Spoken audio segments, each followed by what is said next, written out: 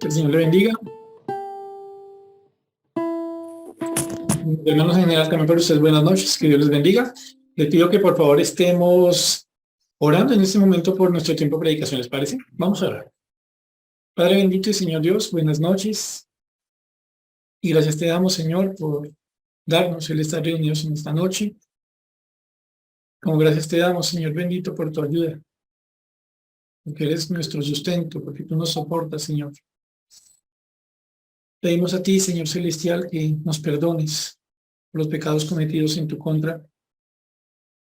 Y rogamos, Señor bendito, que nos ayudes para que la palabra que ahora vamos a escuchar sea por ti enseñada y que tú nos ayudes a entenderla, entendiéndola, que la podamos vivir.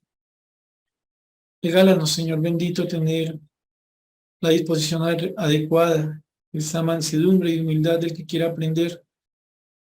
Y también, Señor bendito, te rogamos que seas obrando, Dios Todopoderoso, en aquellos que tal vez no te conocen y hoy tal vez antes de escuchar tu palabra, Señor bendito. Según tu buena voluntad, lo seguimos pidiendo y oramos, agradecidos en el nombre del Señor Jesús. Amén. Mis hermanos, hoy continuamos con nuestro estudio del Salmo 119. Ya estamos más próximos de terminarlo que de la mitad del mismo. Ustedes recordarán, mis hermanos, como en este salmo en el que encontramos una constante exaltación de la palabra, un constante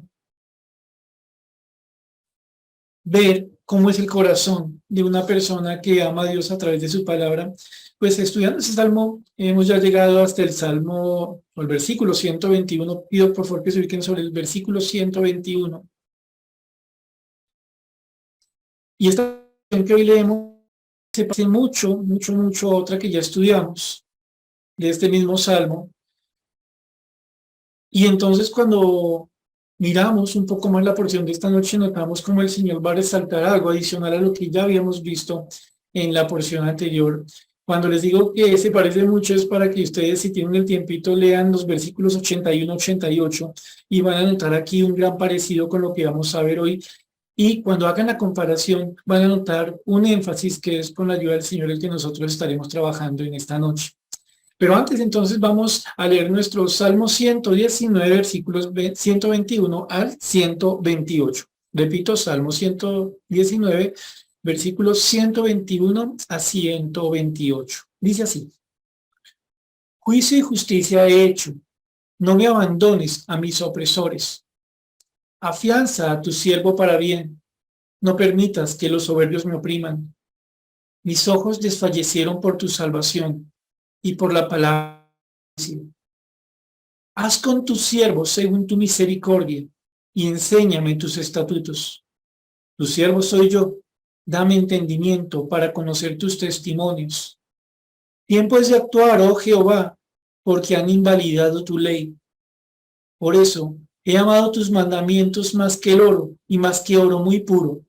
Por eso estimé rectos todos tus mandamientos sobre todas las cosas y aborrecí todo camino de mentira. Y como les decía a mis hermanos, cuando leemos esta porción y encontramos los versículos anteriores, ahí el 81, 88, encontramos una vez más a este salmista, a este creyente en una condición muy precaria. Y es una condición precaria por lo que entendemos, no por un achaque de salud, no por una falta de plata, no por un desamor, sino porque está sufriendo en mano de soberbios, en mano de personas arrogantes, orgullosos, de esos que nunca se postrarían delante de Dios porque no lo consideran necesario, a esos a los que la palabra humildad les parece algo que solo debiera aplicarse para aquellos que están frente al soberbio. Si se quiere, el soberbio solo aprueba la humildad en el otro que se postra ante él. Este salmo Esta porción de este salmo también nos recuerda, como en los versículos 81-88, lo que hay en el alma de esta persona que está aguantándose al soberbio, la necesidad que él tiene de que Dios le ayude y la necesidad de saber esperar mientras Dios le ayude. Como les digo, son elementos comunes que encontramos en estas dos porciones y no obstante, gracias al Señor tenemos adicionalmente algo más que recordar esta noche. Y es que tal vez ustedes han visto escenas de películas, novelas o tal vez algo en la vida real que se parezca a lo siguiente. Esta fue una escena que vi en un pedacito de película, no tengo idea cómo se llamaba, solo fue una escena que mostraron y era la de un muchacho que estaba en una clase. Y en esa clase el profesor le hace unas preguntas al muchacho y este profesor tiene un par de condicionamientos. Por un lado, escucha mal, o sea, tiene que ponerse, creo que lo llaman implante coclear, que le permite escuchar un poco. Y por otro lado, tiene muchos años, ya es viejito. Y el muchacho cuando le está contestando al profesor, él le contesta de forma burlona, le contesta diciéndole delante de los demás, pues que para qué pregunta eso, o que si acaso no se da cuenta que por un lado él está sordo y por otro lado está viejo. Y el muchacho le habla al profesor de esta forma completamente arrogante, completamente soberbia, si seguimos la palabra que encontramos en los enemigos de este salmista. Y el profesor le llama la atención y lo termina reprobando. El muchacho le dice que él debiera saber que no lo puede reprobar porque el papá de ese muchacho arrogante, ese soberbio, pues es una de las personas que trata a ese colegio universitario. Hemos visto en otros momentos, casi como el usted no sabe quién soy yo. Lo cierto es que el profesor se mantiene, le reprueba y el muchacho llega en la noche a la casa, se da cuenta que está el papá ahí trabajando en el computador y entonces se las da de que está teniendo una llamada y pone cara de afligido ya cuando cuelga la llamada delante del papá. El papá le pregunta, mijo, ¿qué le pasó? No, imagínese que en el taller el mecánico me engañó, yo lo llevé a hacerle llevé el carro a hacerle una reparación y me engañó. Y el papá pues viendo o presumiendo, mejor según lo que le cuenta el hijo, que alguien está abusando de su hijo, pues le dice que le marque y que él se encarga de arreglar con el mecánico. Entonces el muchacho en ese momento le marca al profesor, pero el papá no sabe que está hablando con el profesor, sino que piensa que está hablando con un mecánico abusivo que ha abusado de su alumno, de su hijo, perdón. Y entonces el señor toma el teléfono y sin dejar hablar al profesor, pensando, repito, que está hablando con un mecánico abusivo que ha abusado de su hijo, le canta, habla con le dice palabras menos, él se metió con mi hijo.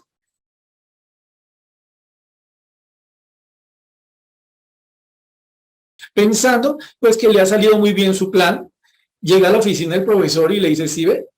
Claro, el profesor un poco abrumado porque se da cuenta o él piensa mejor que el muchacho ha logrado que el papá se ponga en contra del profesor, pues se asusta y le dice al muchacho que cómo arreglamos, que cómo podemos dejar el asunto ahí, seguramente porque es un profesor viejito que no escucha muy bien y no está para que a despedirlo. El muchacho, pues viéndose que tiene la sartén por el mango, según él, lo que decide es decirle al profesor que entre a la clase y le prepara una escena de humillación completa al profesor delante de los demás muchachos. La escena, para no ir demasiado largo, va a terminar cuando el muchacho le dice a sus compañeros que se preparen, que van a ver todo un show. El muchacho piensa que va a humillar aún más al profesor y entra alguien disfrazado, el muchacho comienza a humillarlo y en ese momento se quita la máscara, aquel que está siendo humillado, y el muchacho se da cuenta que a quien está humillando es a su propio papá. ¿Por qué? Porque el profesor la noche anterior se había comunicado de nuevo con el padre y le había explicado toda la historia. Y el papá se da cuenta, por lo que escucha de su profesor, del profesor, que su hijo era un gran mentiroso, que su hijo era una persona que estaba haciendo lo malo y que estaba intentando refugiarse en su papá para que lo alcahueteara. Y les conté toda esta historia, repito, que seguramente ustedes han visto en alguna otra escena o tal vez en un asunto de la vida diaria donde un abusivo, donde una persona que está haciendo lo malo pretende que nada le va a pasar porque es el hijo o es el conocido de una persona que tiene poder.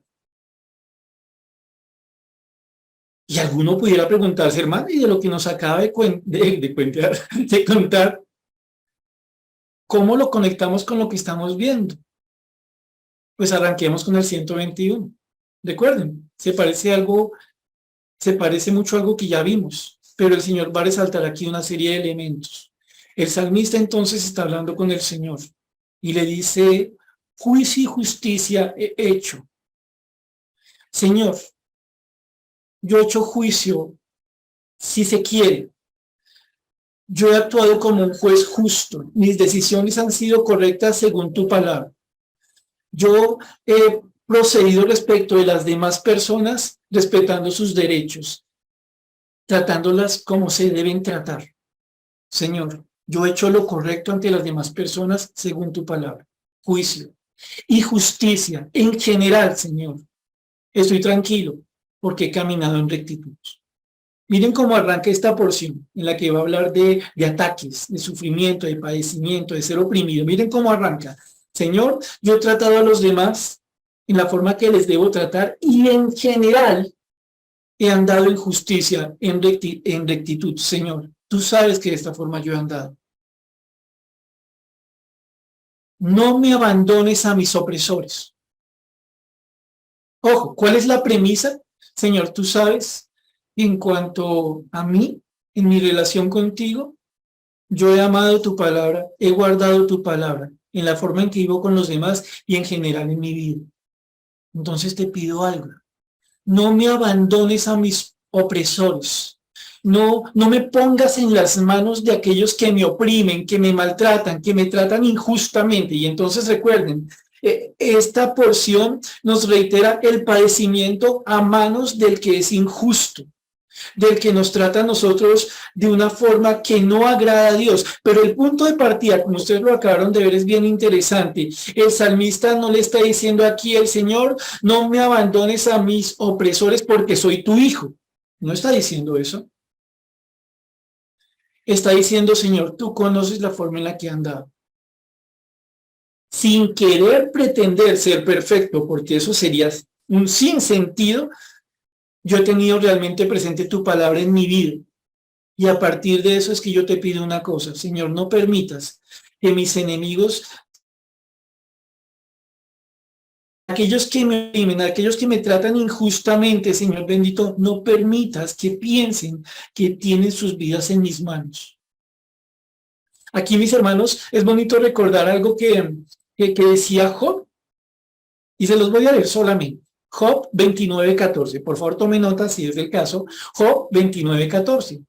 Job, en este tiempo en que está recordando esa vida que él tenía antes del sufrimiento que comenzó, la muerte de sus hijos, la pérdida de sus bienes, su calamitoso estado de salud y que todo lo bueno o que todo lo que le queda es la belleza de su mujer, está diciendo aquí algo en Job 29:14. Él dirá en esta porción, me vestía de justicia y ella me cubría, como manto y diadema era mi rectitud. De pies a cabeza, las personas sabían que yo era una persona que andaba según la voluntad de mi Dios. Es algo muy parecido a lo que está diciendo aquí el salmista. Es decir, aquí encontramos algo bonito. El punto de partida de nuestro anhelo de ser cuidados, de ser defendidos por el Señor, no es sencillamente decir, es que Dios es mi papá o Jesucristo es mi Salvador. Eso es una relación. Pero lo que nosotros notamos aquí es que la mayor tranquilidad para un genuino creyente que anhela ser defendido por Dios está en que esta persona tiene presente la palabra de Dios. No es un malcriado, no es un consentido, dichoso, que casi se para ante los enemigos y le dice, usted no sabe quién soy yo soy un hijo de Dios. Y el enemigo le contesta, no, es que yo vengo a quitarme lo que usted me hizo. ¿Sí? No, noten aquí, la primera parte de esta estrofa que comienza con la letra del alfabeto hebreo Ayin, nos enseña a nosotros algo.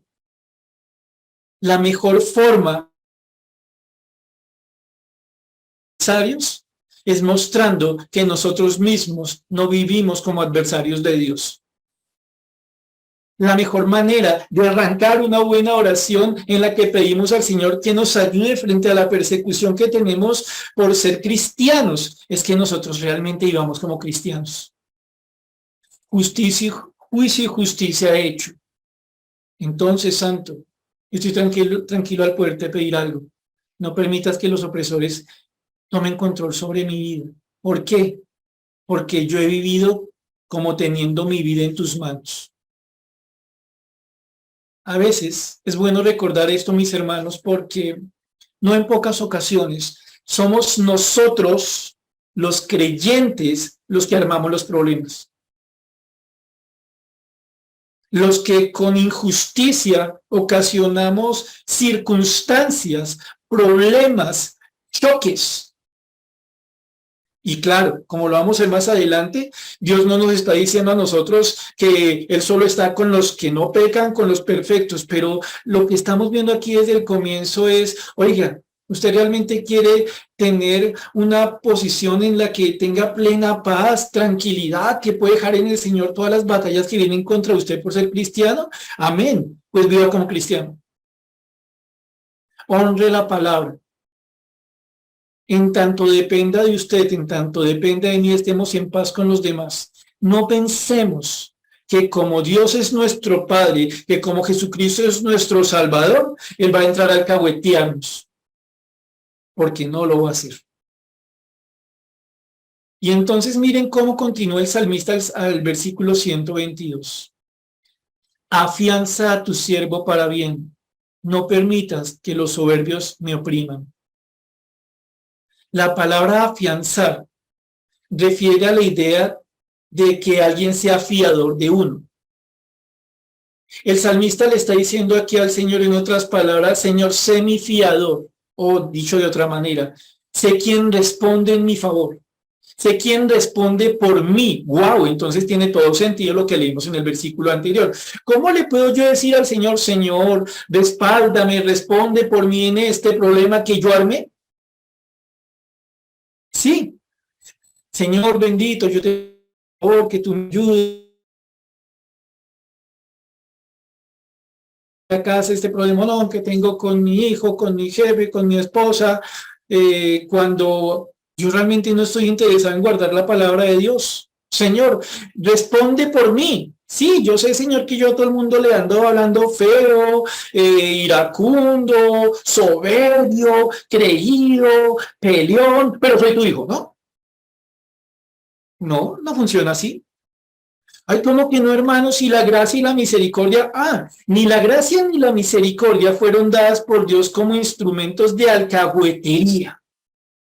Y entonces, desde el principio lo que nosotros estamos notando es, si nosotros en verdad queremos estar en paz en medio de las dificultades que tenemos, lo primero que tenemos que tener en nuestra cabeza es que no tengamos problemas con Dios, que no estemos en con Dios. Podemos decir al Señor, Señor mío, respáldame, bendito Señor, porque yo en ti confío.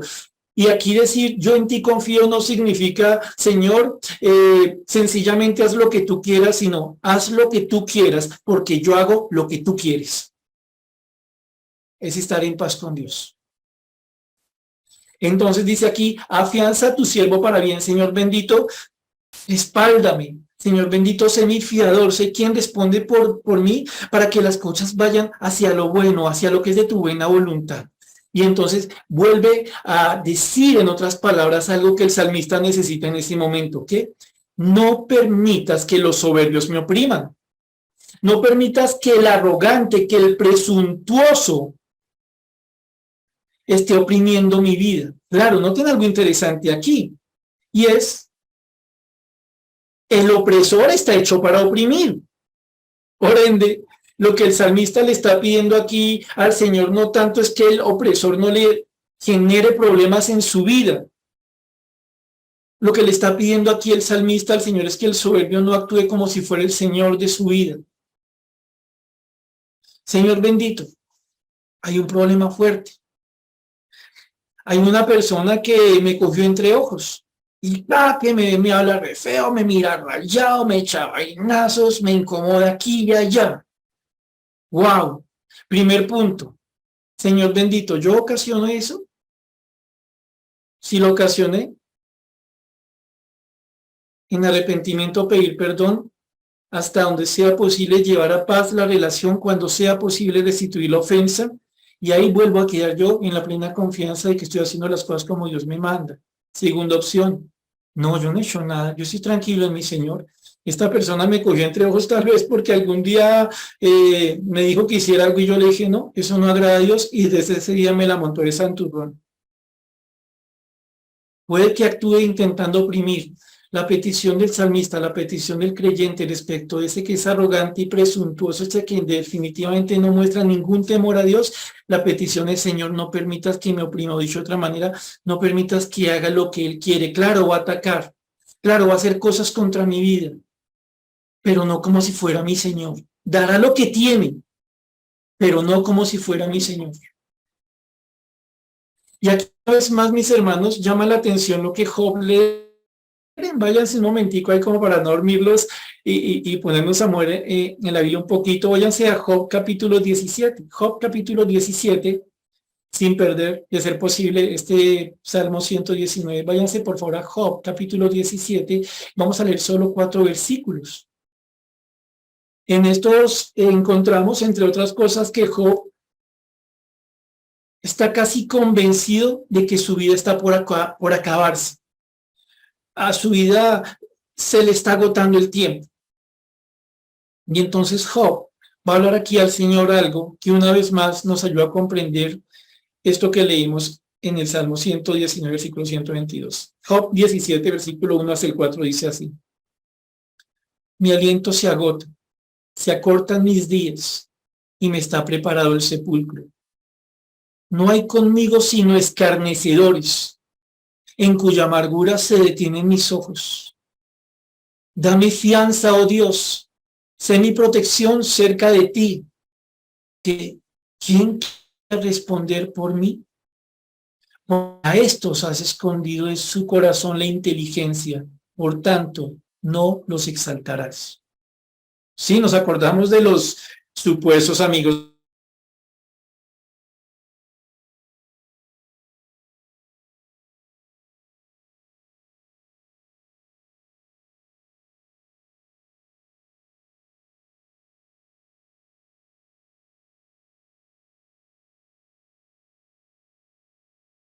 Al Señor en medio de ese sentimiento de que su vida se está agotando. Job siente que está llegando al límite de lo que él puede soportar, y en gran manera esto está siendo aún más difícil por la actitud de los que supuestamente lo quieren.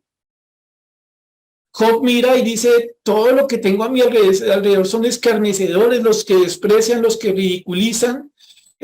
Yo fijo en ellos mi mirada y me doy cuenta que ellos solo quieren contender, solo me quieren provocar. Es todo lo que veo, Dios. Los que me escarnecen, sin importar las dificultades que eso implica, en medio de las dificultades que yo estoy viviendo. Y entonces Job, como andaba en rectitud, como le importaba lo de Dios, como quería estar en paz con su Señor por encima de todo, puede pedirle a Dios algo: dame fianza. ¿Se acuerda lo que acabamos de charlar? Responde por mí, Señor. Dame fianza, oh Dios. Sea mi protección cerca de ti. Sé tú mi protector. Señor, es que nadie más quiera responder por mí. Yo no puedo buscar en otro lugar para que alguien sea fianza para mí, porque yo solo he confiado en ti. Y por confiar en ti es muy posible que muchos se vengan contra mí. Pero Señor, si yo estoy confiando en ti, yo sé que tú puedes ser mi fiador. Quien responde, quien me respalda, quien me ayuda. Dame fianza, oh Dios. ¿Se dan cuenta de lo siguiente, mis hermanos? ¿En qué condiciones está pidiendo Job esto al Señor? En condiciones muy parecidas salmista, de dificultades, que tienen una conducta soberbia, arrogante, escarnecedora contra un creyente por el hecho de ser creyente, no por ser un niño consentido que cree que Dios lo tiene que alcahuetear y yo hago males y golpeo y grito y amenazo y soy una persona que no da testimonio de Dios, pero como soy hijo de Dios, pues Dios me tiene que respaldar. Eso no tiene nada que ver con el clamor de estos hombres. Y repito, tal vez nosotros hemos ocasionado muchas de las dificultades que tenemos. Tal vez nosotros hemos hecho que haya personas contra nosotros y nos acordamos de la necesidad del arrepentimiento, ¿cierto? Para que toda nuestra confianza repose en Dios. En última, si ustedes se dan cuenta, mis hermanos, en este contexto, saber luchar implica saber obedecer a Dios y entender que en tanto mi vida genuinamente está siendo vivida como Dios teniendo el control, entonces yo descanso. Si yo obedezco a Dios, es porque Dios tiene el control de mi vida. Y si Dios tiene el control de mi vida, yo sé que Él responde por mí. Ahora, démonos cuenta de algo más. Porque puede ser, mis hermanos, que ustedes digan, yo estoy tranquilo, lo que estoy viviendo en la actualidad, yo no lo comencé. Pero no solo es si lo comenzamos, sino cómo lo afrontamos, cómo lo desarrollamos, cómo estamos intentando acabar la dificultad. Démonos cuenta aquí de un juego de palabras. El salmista ante Dios es siervo y habla de unos que son soberbios, de manera tal que el salmista no cae en el error de pagar mal por mal. El salmista, por la y como lección clara para todos nosotros, nos enseña una cosa que a veces se nos olvida, que la soberbia no se vence con soberbia, porque a veces nos pasa en circunstancias que por la gracia del Señor nosotros no comenzamos y llegamos a un punto en que nos cansamos del orgulloso, del pretencioso, del chicanero, del que nos maltrata, y nosotros al principio incluso puede que digamos, no, me voy a mantener en la voluntad del Señor, yo no quiero, sobre pretexto de defenderme, entrar en enemistad con mi Señor, me voy a mantener, y parece como que se va desgastando la fuerza del creyente, y se va desgastando uno, y ya en un momento dice, no, yo ya le voy a poner los puntos sobre las IES, yo ya le voy a decir a esta persona que qué le pasa y que no se meta conmigo, y le voy a mostrar que yo también me puedo defender.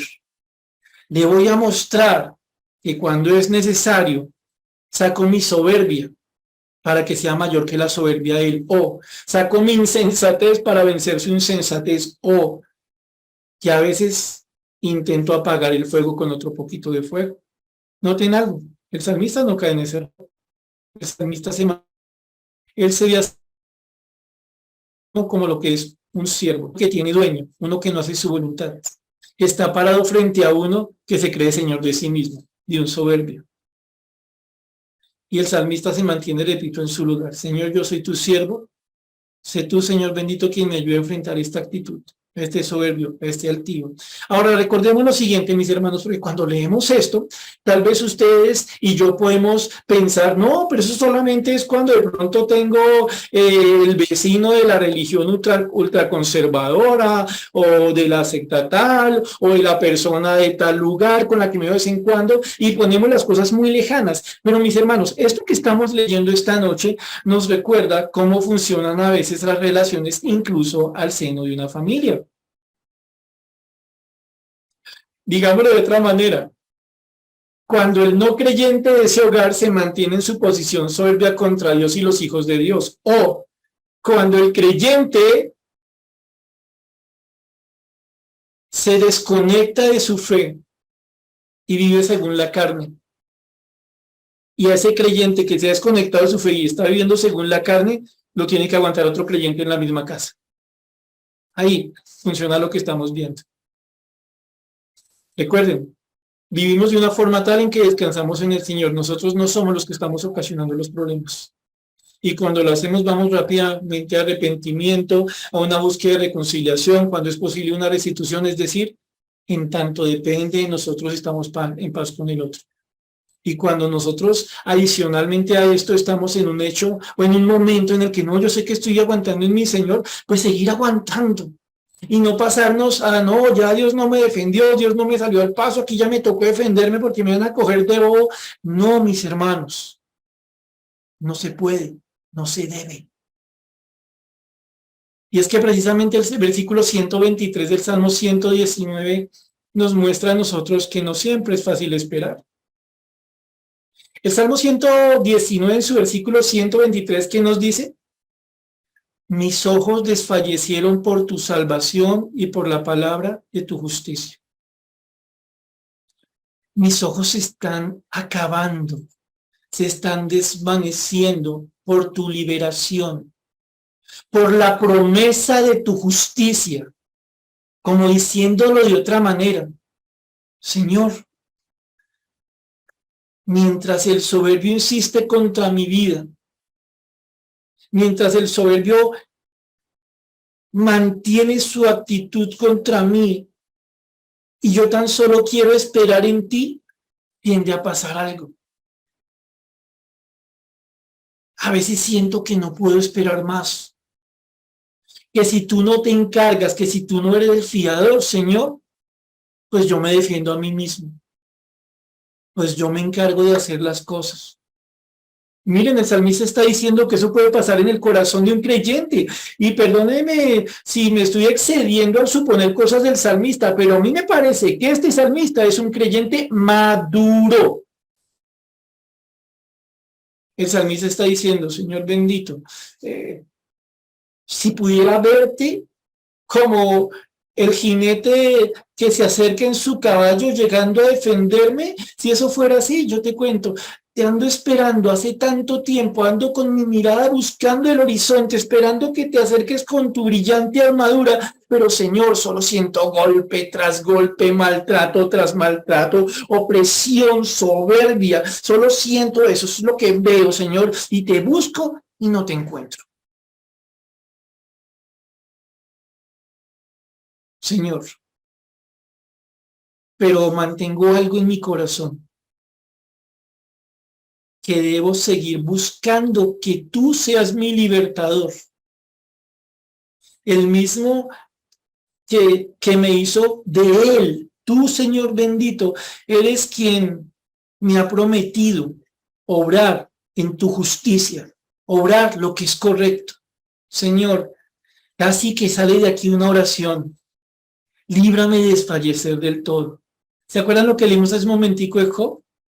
¿Y se acuerdan cómo el Señor en su momento llegó y habló con Job para que Job entendiera todas las cosas? Entonces, en este punto reconocemos, esperar en medio de dificultades ante personas difíciles no es fácil, pero sí es necesario. Tal vez en el momento en que estamos estudiando esto, a su cabeza está llegando la imagen de alguien que usted considera soberbio, fuera de la casa o dentro de la casa. Le quiero pedir, por favor, que más que estar mirando a esa persona, se ponga a mirar su relación con Dios. ¿Cómo se encuentra usted en este momento respecto de su Dios? ¿Cómo está pagando el mal? ¿Con mal? ¿Cómo está afrontando la causa de lo que pasó? ¿Lo comenzamos y no queremos aceptarlo? Versículo 124. Haz con tus siervos según tu misericordia y enséñame tus estatutos. Noten cómo este hombre, esta persona, este creyente, está reafirmando algo. Yo soy un siervo de Dios. Claro, hay por lo menos dos formas que vienen a la cabeza en este momento sobre el significado de ser un siervo de Dios. Y curiosamente, hay una forma de entendernos como siervos de Dios que es una contradicción absoluta. A veces pensamos en ser siervos de Dios como un asunto de estatus, de posición, de grandeza. Como, y es una frase que escuché de algún predicador y me parece una buena frase, a veces mal entendida, algo así como a un siervo que le ofrecían ser presidente de un país y él decía, siendo pastor, yo no me rebajaría a ser presidente, ¿sí? Pero algunas veces no entendemos lo que significa esto y entonces pensamos, no, es que mire, el mayor estatus que yo tengo en la vida es ser siervo de Dios. Y ni se le ocurra meterse con un siervo de Dios porque usted no sabe quién soy yo. Aquí nosotros no vemos esa posición, aquí vemos la posición de uno que se ocupa en hacer lo que quiere su Dios. Ojo, ¿en qué contexto? En el contexto es que es muy difícil hacer lo que Dios quiere, porque seamos francos, para algunos, y yo estoy en ese grupo, lo más fácil es vengarse. Para vengarnos solo tenemos que dar aquello que tenemos desde que nacimos, nuestra propia naturaleza pecaminosa. Para vengarnos solo tenemos que ser nosotros mismos y hacer a un lado la palabra y decirle a Dios por un momento, Señor, un momento, guarda silencio y déjame hacer lo mío. Para vengarnos solo tenemos que hacer a un lado ser siervos de Dios y tomar el lugar del soberbio. Sí, usted me está diciendo que es que yo soy muy fanático. Usted me está a mí cuestionando por mi relación con Dios y cuando me equivoco me dice, ay, ¿es que cristiano? Pues déjeme decirle una cosa, usted es la misma banda. O, pues yo seré fanático de Dios y usted es un fanático de tal o tal cosa. Dicho de otra manera, cuando se olvida lo que somos en relación con Dios, actuamos como olvidando a Dios. Pero este hombre no está cayendo en ese error. Haz con tu siervo, el que quiere hacer tu voluntad, haz conmigo según tu justicia, porque Señor, yo estoy buscando andar en rectitud delante de tus ojos, yo quiero hacer tu voluntad y eso me ha traído un montón de problemas. Entonces, Señor, yo he buscado hacer tu voluntad, yo te pido salario, yo te pido la paga que merezco. Ah, bueno, pero es que no dice eso, ¿cierto? Haz con tu siervo según tu misericordia, según tu bondad, según tu piedad, según tu gracia. Entonces, nos damos cuenta de aquí de algo bien bonito,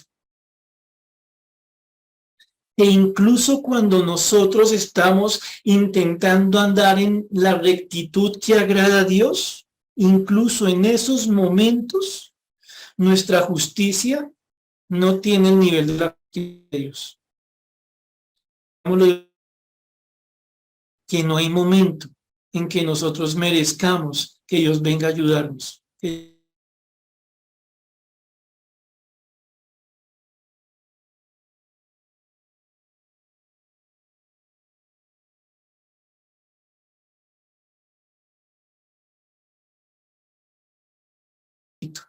Sí, incluso cuando uno no origina el problema, incluso cuando uno no causa la versión, lo que nosotros necesitamos es que Dios nos siga mirando con su piedad y que nos ayude, ¿cierto? ¿No será, mis hermanos, que hay veces que nosotros tomamos la actitud como que no nos equivocamos, como que somos demasiado justos? Sí o sí Dios tiene nosotros. Bueno, esa actitud no corresponde con la de uno que busca la misericordia de Dios. Haz con tu siervo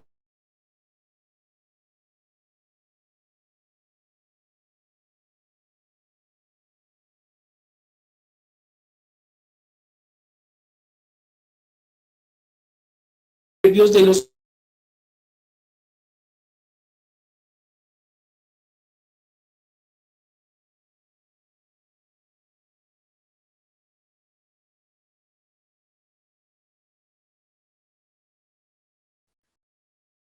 pero yo necesito que tú me sigas ayudando a entender,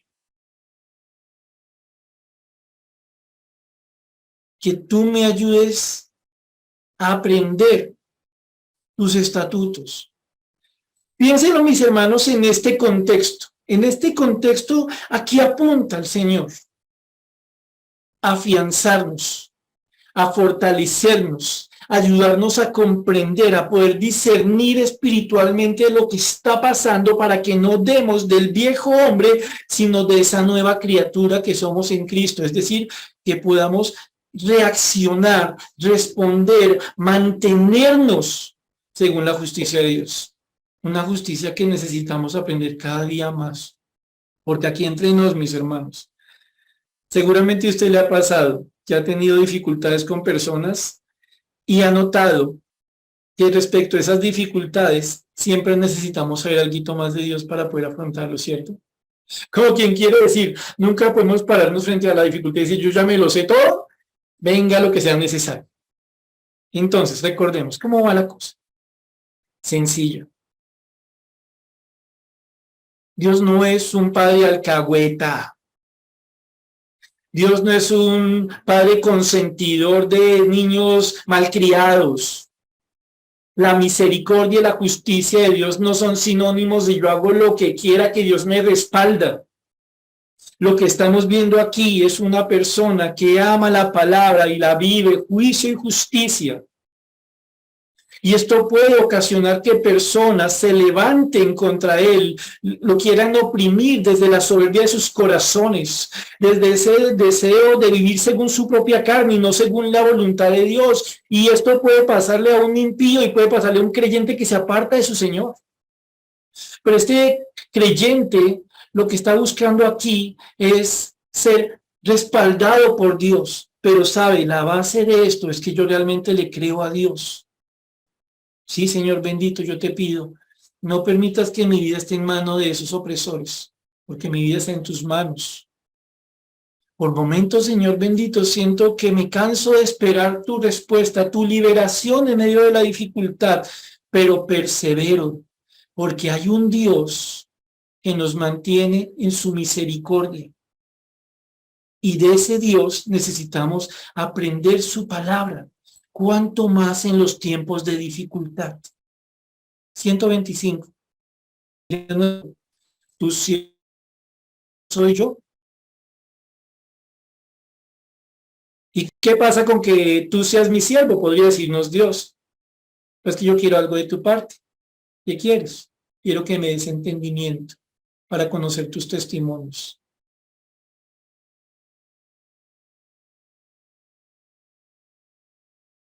Notemos algo, mis hermanos. En este versículo encontramos lo que tal vez para ustedes ha sido una lucha, posiblemente la lucha de todo cristiano. En medio de la aflicción causada por la opresión, en medio de la tristeza de tal vez ver que una persona que supuestamente nos quiere nos está tratando de la peor forma, a veces nuestra carne se levanta y casi que grita, yo no estoy para teología, a mí no me venga con Biblia, yo no estoy para principios escriturales. La carne se rebota y reclama venganza, estrategias, palabras, argumentos, ideas, pensamientos, formas de vencer con soberbia al soberbio. Ustedes saben, mis hermanos, lo sabemos todos, porque creo que en este punto todos aquí experimentamos el fracaso. Que hay momentos en que nosotros, en medio de las grandes dificultades, hacemos a un lado la Biblia, porque consideramos aquí entre nos que en ese punto nos va a servir. Que no funcionó. Alguno pudiera decir, uy, no, hermano, eso suena muy feo, ¿cómo se le ocurre que yo voy a pensar eso? Más que pensarlo es que lo hacemos. ¿Por qué llegamos a pagar mal por mal? Porque hay momentos en que ponemos la Biblia a un lado. ¿Y por qué llegamos a poner la Biblia a un lado? Porque no entendemos lo que ella dice. Y no me refiero aquí, mis hermanos, a si la palabra está en griego, hebreo, arameo. No me refiero aquí a la versión, me refiero a la comprensión espiritual que solamente Dios puede darle a las cosas. Me refiero a la capacidad que Dios y solo Dios nos puede dar para comprender, porque una palabra tiene el valor suficiente para librarnos en un momento de opresión, librarnos del opresor, más que del opresor, de actuar como él, de caer en la trampa de él. El salmista le dice al Señor: Señor, yo te pido una cosa, ayúdame a entender, ayúdame a ser sabio según lo que tú enseñas en tu palabra. Señor, yo no quiero ceder. Señor, me han pasado un montón de ideas y estrategias locas y malas por la cabeza. Señor, el otro día casi se me chispotea. Me ayudaste a quedarme callado. O peor, el otro día, Señor bendito, se me salió el estrato espiritual. Y dije unas cosas, hice unas cosas que me llevaron, estando a solas, a mandar la mano a mi cabeza y decir: yo qué dije, yo por qué dije eso, Señor. Señor, me faltó entendimiento. Conocimiento y entendimiento no son sinónimos. Porque alguno de los presentes podría decir: y gloria a Dios por una parte de ello. Hermano, yo me sé 100 versículos, gloria a Dios por ello. Pero conocer y entender no son sinónimos. Gloria a Dios por saber 100 versículos y entender por qué tiene usted en su corazón esos 100 versículos. Memorizar, aprender con el deseo de instrumentalizar, si se quiere, perdónenme la metáfora, y no sé si a ustedes les ha pasado. Usted va a Home Center o cualquiera de esos lugares donde venden herramientas, y usted ve herramientas de todas las clases, colores, tamaños, precios. Y tal vez alguno de ustedes conoce a alguien que le fascina comprar, y llega la persona y dice: mira la que me compré, la llave inglesa, el pico del ojo, no sé cuántas octavas, y tiene así todo desplegadito.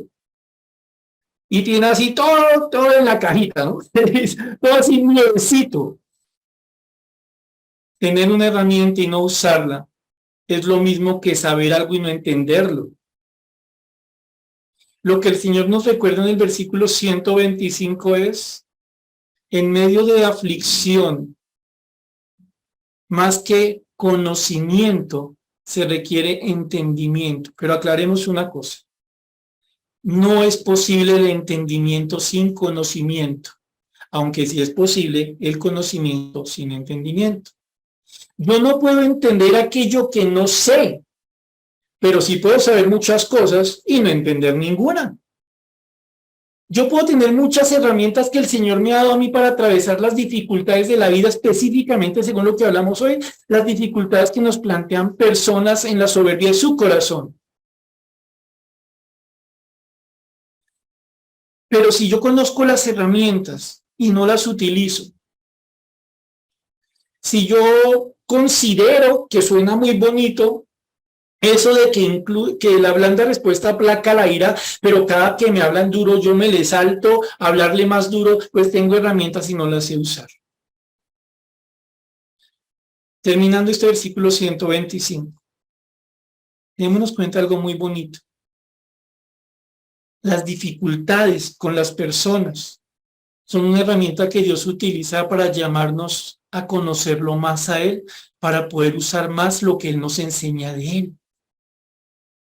Por ende, si usted está pasando ahora alguna dificultad con alguna persona, ya usted encuentra en ese versículo una respuesta. ¿Qué es lo que usted más necesita? Conocer más a su Dios y actuar más según el entendimiento que Él da a la luz de su palabra. 126. Tiene algo interesante. Tiempo es de actuar, oh Jehová, porque han invalidado, han anulado, han roto tu ley. ¡Wow! Es una porción imprecatoria. Es una porción en la que está deseando un mal, que pase algo malo a esta persona por lo que ha venido haciendo. Pero noten lo siguiente: sí, Señor, es tiempo de que tú obres, porque han invalidado tu ley. No dice: tiempo es de actuar, oh Jehová, porque me han tratado feo. Esta persona tiene tan claro en su corazón quién es el importante en la vida, que aunque le está doliendo la vida a él tiene celo por las cosas de Dios. Lo trataron con ofensas, le dijeron groserías, por citar un ejemplo cualquiera. Lo que más le duele no es su orgullo. Lo que más le duele es ser consciente que lo que se dijo fue algo que ofendió a Dios. Como si anulara la ley, como si pasara por encima lo que Dios ha dicho sobre cómo usar la boca. Entonces, sí, aquí el salmista le está diciendo al Señor, Señor, obra, pero no porque se metieron conmigo, sino porque están actuando contra ti. Versículo 127, y ya explicamos algo más en los minuticos de cierre. Salmista dice, por eso he amado tus mandamientos más que el oro y más que oro muy puro. ¿No tiene algo interesante? Por eso, Salmista, tú estás conectando este versículo con lo que está atrás. Y tú lo que estás diciendo atrás es, Señor, actúa ya. Atacaron tu palabra, te atacaron ya. Y así eso. Pues claro, es que yo amo la ley de Dios. Yo amo al Dios de esta palabra, de esta ley, de esta voluntad. Para mí es lo más precioso. Para mí es más refinado de todos los oros. En el fondo, y miren la diferencia que encontramos en esta persona, en este creyente. A mí lo que más me duele cuando me hacen ciertas cosas es ver lo que esta persona está haciendo contra Dios. A mí lo que más me ofende son las ofensas que mandan contra el Señor de justicia. Ahora, notemos la diferencia. A nosotros se nos saca el mal genio, ¿por qué? Porque se meten con nosotros, con nuestro orgullo, con nuestro ego. Pero esta persona conoce tanto a su Señor que no dice que no le importe lo que le pasa, sino dice, Señor bendito, es tiempo que tú obres porque están atacando tu ley, están invalidando tu ley, y para mí eso es lo más bello. ¿Por qué? Porque es tu ley, se están metiendo contigo, Señor bendito. Versículo 128. Por eso estimé rectos todos tus mandamientos sobre todas las cosas. No hay como tu palabra es recta. Quien se mete contra tu palabra es un injusto, porque tú eres justo. Y yo aborrecí todo camino de mentir. Señor bendito, hay cosas que me molestan mucho, pero no como hijo consentido que se mete en problemas y busca que el padre lo alcahuetee, sino como un hijo obediente, como un hijo que ama a su papá. Como uno que ve las cosas en la casa, en el trabajo, en otros lugares que están haciéndose contra Dios y tiene más dolor por lo que están haciendo contra Dios que por su propio orgullo. ¿Por qué? Porque él sabe algo, que ese Dios al que están afrentando, al que están ofendiendo, es un Dios justo, es un Dios bueno, es un Dios que sale a cuidarlo a uno, que sale a protegerlo a uno. Solo les voy a leer una porción, si quiere tome nota de una porción donde vemos algo muy parecido, porque si no la leemos, alguno podría pensar que podemos pedirle al Señor que sea el ejecutor de nuestras venganzas. Perdóneme la comparación, pero como quien contrata a alguien para que le haga daño a otro a nombre de uno. Jeremías 18, versículos 18 al 23. Solo se los voy a leer y les menciono un par de cositas y terminamos. Jeremías 18 al 23. Recuerden siempre, mis hermanos, cómo fue el ministerio de Jeremías. Un hombre que tuvo que en verdad remar contra la corriente, uno entre muchos falsos maestros, un verdadero profeta de Dios entre muchos falsos profetas, entre un pueblo que no quería escuchar lo que Dios decía contra las alianzas con pueblos paganos, entre otras cosas. ¿Qué dice aquí el profeta Jeremías en Jeremías 18 al 23? Y dijeron, venid, aquí está hablando de lo que decían los enemigos de Jeremías, y dijeron, venid y maquinemos contra Jeremías, porque la ley no faltará al sacerdote, ni el consejo al sabio, ni la palabra al profeta. Venid e irámoslo de lengua, y no atendamos a ninguna de sus palabras. Oh Jehová, mira por mí, y oye la voz de los que contienden conmigo. ¿Se da mal por bien para que hayan cavado hoyo a mi alma? Acuérdate que me puse delante de ti para hablar bien por ellos, para apartar de ellos tu ira. Por tanto, entrega a sus hijos a hambre Dispérsalos por medio de la espada y queden sus mujeres sin hijos y viudas. Sus maridos sean puestos a muerte y sus jóvenes heridos a espada en la guerra. Óigase clamor de sus casas cuando traiga sobre ellos ejército de repente, porque cavaron hoyo para prenderme y a mis pies han escondido lazos. Pero tú, oh Jehová, conoces todo su consejo contra mí para muerte. No perdones su maldad, ni borres su pecado delante de tu trono, y tropiecen delante de ti. Haz así con ellos en el tiempo de tu enojo. Solo miren algunas cosas y si usted puede darse el gusto de estudiar esta porción con calma, se lo recomiendo. A Jeremías lo están atacando, lo están persiguiendo, le están haciendo mal y le quieren hacer aún más mal. ¿Por qué? Porque hablaba la palabra de Dios, llamando a arrepentimiento un pueblo que no quería arrepentirse, un pueblo que no creía estar mal, un pueblo que creía en promesas de paz que Dios nunca había dado porque ese pueblo estaba en pecado.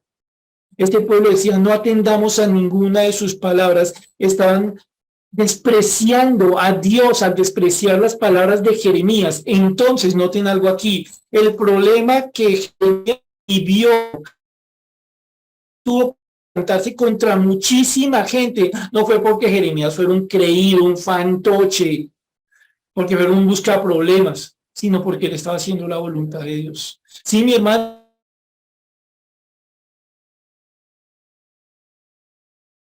que le agrada a Dios. Cuando usted decide pararse en su lugar y frenar algo, porque eso no le gusta a Dios. Sí, de esos problemas como el que se le armó a Jeremías, por querer honrar lo que Dios quería hacer por medio suyo, y entonces se levantan contra él y no escuchan el llamado a arrepentimiento. Y entonces Jeremías pide al Señor que les trate con dureza, que haga contra ellos justicia, que el Señor se levante con el momento de tu enojo. Jeremías lo que le está pidiendo aquí al Señor es, Señor, haz contra ellos lo que tengas que hacer si ellos mantienen esa conducta contra ti, que se expresa contra mí, porque yo soy un instrumento tuyo. Cuando Jeremías le está pidiendo aquí al Señor que obre justicia, le está pidiendo que lo haga en el tiempo de Dios, no porque Jeremías quería ser de Dios su vengador, sino porque Jeremías era consciente de la profunda ofensa que habían hecho contra su Dios, porque Jeremías amaba la palabra de Dios. Por ningún lado, entonces, si terminamos, encontramos en esta porción a un Dios alcahueta, a un Dios que hace lo que quiere su hijo solamente que porque es su hijo. Por el contrario, vemos a un Dios que enseña a sus hijos la necesidad de andar en justicia y comprender que ese andar en justicia es el mayor de los escudos que nosotros tenemos. Comprender que el Dios que ustedes y yo tenemos, mis hermanos, es un Dios que sabe que podemos tener dificultades muy grandes y podemos llegar al punto de desfallecer, pero siempre en su tiempo hará lo que es necesario. No se adelanta, no se anticipa, pues sabe que en medio del sufrimiento estamos aprendiendo a entender la palabra, pero también algo, y con eso terminamos. Que en medio de eso que está pasando, el soberbio está viendo a un siervo reaccionar contra la soberbia. Se le está predicando evangelio, se le está mostrando cómo uno que confía en Dios, descanse en Dios, para que el Señor sea el que se encargue de esas circunstancias. Entonces, oramos y le pedimos al Señor que nos ayude, entre otras tantas cosas, a aprender a discernir las dificultades que tal vez ya estamos afrontando. Oramos. Señor bendito y Padre Santo, te damos gracias por esta noche y por tu palabra. Por esta porción, Señor bendito, en la que nos has reiterado el padecimiento que se puede llegar a vivir por querer guardar tu palabra. Algunos de mis hermanos posiblemente en este momento ya lo están viviendo. Tal vez lo están viviendo a manos de una persona muy cercana a ellos, tal vez con el que comparten sus casas.